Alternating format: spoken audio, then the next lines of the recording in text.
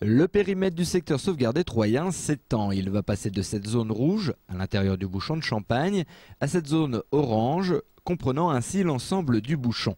La ville de Troyes lance un marché public pour recruter un cabinet d'architecture. Et cette équipe d'architectes qui va être retenue dans 3 à 6 mois sera là pour nous accompagner pendant 20 mois, 25 mois, donc plus de 2 ans en tout cas, à la fois faire le bilan de la gestion du secteur sauvegardé depuis 2003, à la fois participer à l'actualisation, à la remise à jour de toutes les fiches d'identité, des bases de données de chaque patrimoine, de chaque parcelle, et puis ensuite de revisiter aussi quelques aspects du règlement en tant que tel. On sait que le développement durable, on sait que le Grenelle 2, qui est aujourd'hui en instruction dans les assemblées, va impacter très rapidement.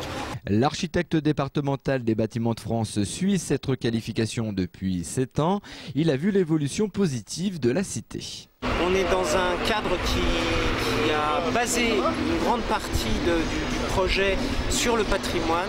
Ça n'est pas toujours le cas dans toutes les villes de France. Troyes est maintenant connu de manière nationale pour ce projet-là et pour la qualité de ses résultats. Avec cette nouvelle extension de la superficie du secteur sauvegardé qui permettra aussi la restauration de 1200 logements vacants, certains Troyens pourraient s'inquiéter d'une éventuelle hausse des charges foncières.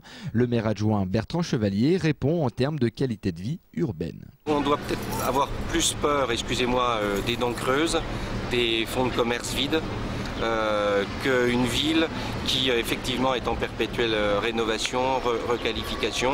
Alors effectivement le prix à payer, c'est un renchérissement du prix du foncier, mais en même temps pour une autre valeur ajoutée, pour une autre vision, au service des habitants, d'abord des Troyens qui y vivent, qui y travaillent, et puis ensuite au service des touristes. Le secteur sauvegardé de Troyes est reconnu depuis 1964. Les travaux devraient prendre encore au maximum 4 ans. D'ici là, à l'automne, Troyes reçoit le congrès des villes d'art et d'histoire, une belle reconnaissance du travail accompli.